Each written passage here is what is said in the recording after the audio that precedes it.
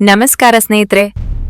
ಈ ಜಗತ್ತಿನಲ್ಲಿ ನಡೆಯಲು ಆಗದ, ಮಾತನಾಡಲು ಬಾರದ, ದೇಹ ಸಂಪೂರ್ಣವಾಗಿ ನಿಷ್ಕ್ರಿಯಗೊಂಡ ಒಬ್ಬ ವ್ಯಕ್ತಿ ಕೇವಲ ತನ್ನ ಮೆದುಳಿನ ಶಕ್ತಿಯಿಂದ ಇಡೀ ಬ್ರಹ್ಮಾಂಡದ ರಹಸ್ಯಗಳನ್ನೇ ಬಿಚ್ಚಿಟ್ಟಿದ್ದಾನೆ ಅಂದ್ರೆ ನೀವು ನಂಬ್ತೀರಾ? ಅವರೇ ಸ್ಟೀಫನ್ ಹಾಕಿಂಗ್. ಅವರು 22 ವರ್ಷದವರಿದ್ದಾಗ ವೈದ್ಯರು ಹೇಳಿದ್ರು ಇವರು ಬದುಕುವುದು ಇನ್ನು ಕೇವಲ 2 ವರ್ಷ ಮಾತ್ರ ಎಂದು. ಆದರೆ ಸಾವು ಕೂಡ ಅವರ ಇಚ್ಛಾಶಕ್ತಿಯ ಮುಂದೆ ಸೋತು ನಿಂತಿತ್ತು. ಅವರು ಬದುಕಿದ್ದು ಬರೋಬ್ಬರಿ 55 ವರ್ಷಕ್ಕೂ ಹೆಚ್ಚು ಕಾಲ. ಅವರು ಸೋಲಿಲ್ಲ, ಬದಲಿಗೆ ವಿಜ್ಞಾನ ಲೋಕವನ್ನೇ ಆಳಿದ್ರು. ಇವತ್ತಿನ ವಿಡಿಯೋದಲ್ಲಿ ನಾವು ಸ್ಟೀಫನ್ ಹಾಕಿಂಗ್ ಅವರ ಬಾಲ್ಯ, ಅವರಿಗೆ ಬಂದ ಆ ಭಯಾನಕ ಕಾಯಿಲೆ, ಅವರು ನಡೆಸಿದ ವೈಜ್ಞಾನಿಕ ಕ್ರಾಂತಿ ಮತ್ತು ಅವರ ಬದುಕಿನ ಸ್ಫೂರ್ತಿದಾಯಕ ಪಯಣವನ್ನ ವಿವರವಾಗಿ ತಿಳಿಯೋಣ. ಈ ಕತೆ ಕೇವಲ ವಿಜ್ಞಾನದ ಬಗ್ಗೆ ಅಲ್ಲ, ಇದು ಮನುಷ್ಯನ ಅತೀಂದ್ರಿಯ ಆತ್ಮಶಕ್ತಿಯ ಕತೆ. ಕೊನೆಯವರೆಗೂ ನೋಡಿ. ಸ್ಟೀಫನ್ ಹಾಕಿಂಗ್ ಜನಿಸಿದ್ದು ಜನವರಿ 8, 1942 ಇಂಗ್ಲೆಂಡ್ನ ಆಕ್ಸ್ಫರ್ಡ್ನಲ್ಲಿ. ವಿಶೇಷ ಅಂದ್ರೆ ಅಂದು ಮಹಾನ್ ವಿಜ್ಞಾನಿ ಗ್ಯಾಲಿಲಿಯೋ ಗ್ಯಾಲಿಲಿ ಅವರ 300ನೇ ಪುಣ್ಯತಿಥಿ. ವಿಜ್ಞಾನದ ಒಂದು ಯುಗ ಮುಗಿದು ಮತ್ತೊಂದು ಯುಗ ಆರಂಭವಾದ ದಿನವದು. ಅವರ ತಂದೆ ಫ್ರಾಂಕ್ ಹಾಕಿಂಗ್ ಒಬ್ಬ ವೈದ್ಯಕೀಯ ಸಂಶೋಧಕರಾಗಿದ್ದರು. ತಾಯಿ ಇಸಾಬೆಲ್ ಓದುವ ಹವ್ಯಾಸವುಳ್ಳ ಮಹಿಳೆ. ಅವರ ಮನೆಯಲ್ಲಿ ಆಟಿಕೆಗಳಿಗಿಂತ ಪುಸ್ತಕಗಳೇ ಹೆಚ್ಚಾಗಿ ಚದರಿರುತ್ತಿದ್ದವು. ಆದರೆ ಆಶ್ಚರ್ಯದ ಸಂಗತಿ ಎಂದರೆ ಬಾಲ್ಯದಲ್ಲಿ ಹಾಕಿಂಗ್ ಅಷ್ಟೇನೂ ಬುದ್ಧಿವಂತ ವಿದ್ಯಾರ್ಥಿಯಾಗಿರಲಿಲ್ಲ. ಶಾಲೆಯಲ್ಲಿ ಶಿಕ್ಷಕರು ಅವರನ್ನು ಲೇಜಿ ಸ್ಟೂಡೆಂಟ್ ಅಥವಾ ಸ್ಲೋ ಲರ್ನರ್ ಅಂತಲೇ ಕರೀತಿದ್ದರು.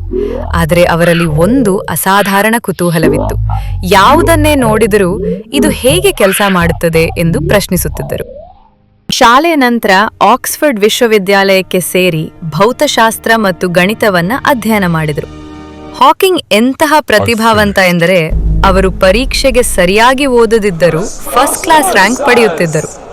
ನಂತರ ಹೆಚ್ಚಿನ ಸಂಶೋಧನೆಗಾಗಿ ಕೇಂಬ್ರಿಡ್ಜ್ ವಿಶ್ವವಿದ್ಯಾಲಯಕ್ಕೆ ಸೇರಿದರು.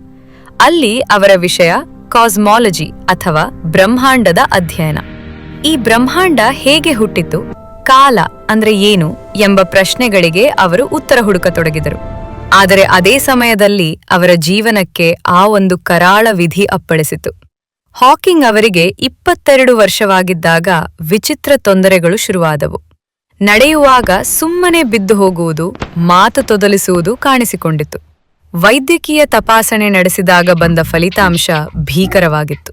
ಅವರಿಗೆ ALS, ಅಮಯೋಟ್ರೋಫಿಕ್ ಲೇಟ್ರಲ್ ಸ್ಕ್ಲೆರೋಸಿಸ್ ಎಂಬ ಕಾಯಿಲೆ ಇರುವುದು ದೃಢಪಟ್ಟಿತು. ಈ ಕಾಯಿಲೆಯಲ್ಲಿ ದೇಹದ ನರಗಳು ಮೆಲ್ಲನೆ ಸತ್ತು ಹೋಗುತ್ತವೆ. ಕೈ, ಕಾಲು, ಮಾತು ಮತ್ತು ಉಸಿರಾಟದ ನಿಯಂತ್ರಣ ತಪ್ಪುತ್ತದೆ.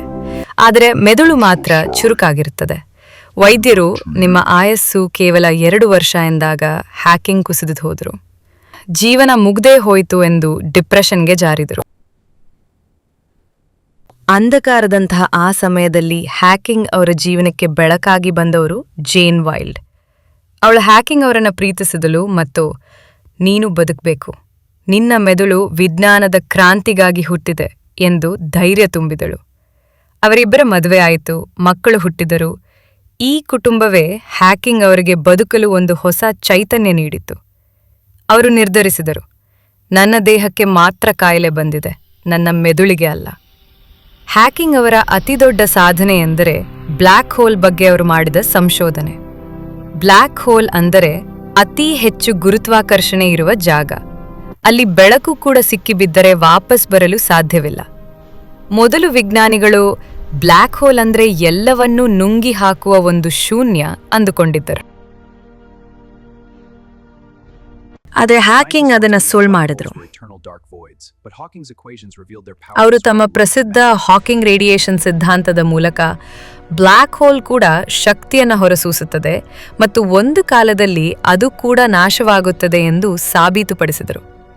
ಇದು ವಿಜ್ಞಾನ ಲೋಕದಲ್ಲೇ ಒಂದು ದೊಡ್ಡ ಭೂಕಂಪವನ್ನು ಉಂಟುಮಾಡಿತು. ಸ್ಟೀಫನ್ ಹಾಕಿಂಗ್ ಅವರು ದೇವರ ಅಸ್ತಿತ್ವದ ಬಗ್ಗೆ ನೇರವಾಗಿ ಪ್ರಶ್ನಿಸಿದವರು. ಬಿಗ್ ಬ್ಯಾಂಗ್ಗಿಂತ ಮೊದಲು ಏನಿತ್ತು, ಕಾಲಕ್ಕೆ ಆರಂಭವಿದೆಯೇ ಎಂದು ಕೇಳಿದರು. ಆರಂಭದಲ್ಲಿ ಅವರು ನಾವು ಬ್ರಹ್ಮಾಂಡವನ್ನು ಅರ್ಥೈಸಿಕೊಂಡ್ರೆ ದೇವರ ಮನಸ್ಸನ್ನು ಅರ್ಥೈಸಿಕೊಂಡಂತೆ ಎಂದಿದ್ದರು.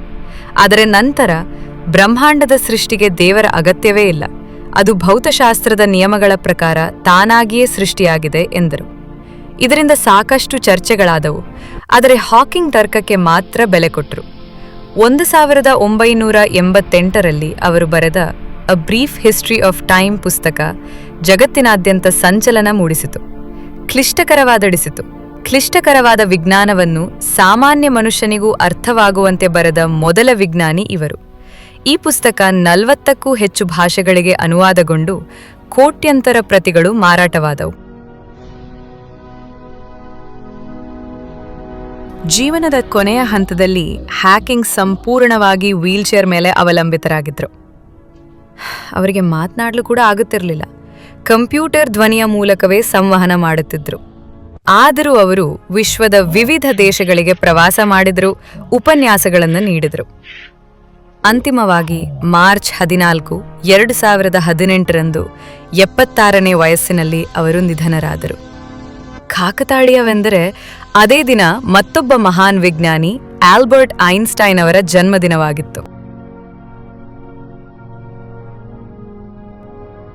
ಸ್ನೇಹಿತರೆ, ಸ್ಟೀಫನ್ ಹಾಕಿಂಗ್ ಅವರ ಜೀವನ ನಮಗೆ ಕಲಿಸುವ ದೊಡ್ಡ ಪಾಠವೆಂದರೆ ದೇಹ ಸೋತರೂ ಕನಸುಗಳು ಸೋಲಬಾರದು.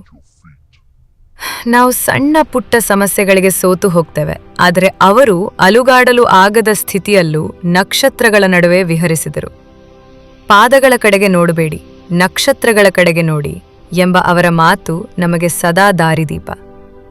ಈ ವಿಡಿಯೋ ನಿಮಗೆ ಇಷ್ಟವಾದರೆ ಲೈಕ್ ಮಾಡಿ, ಶೇರ್ ಮಾಡಿ ಮತ್ತು ಇಂತಹ ಮತ್ತಷ್ಟು ಸ್ಫೂರ್ತಿದಾಯಕ ಕಥೆಗಳಿಗಾಗಿ ನಮ್ಮ ಚಾನೆಲ್ ಸಬ್ಸ್ಕ್ರೈಬ್ ಮಾಡಿ.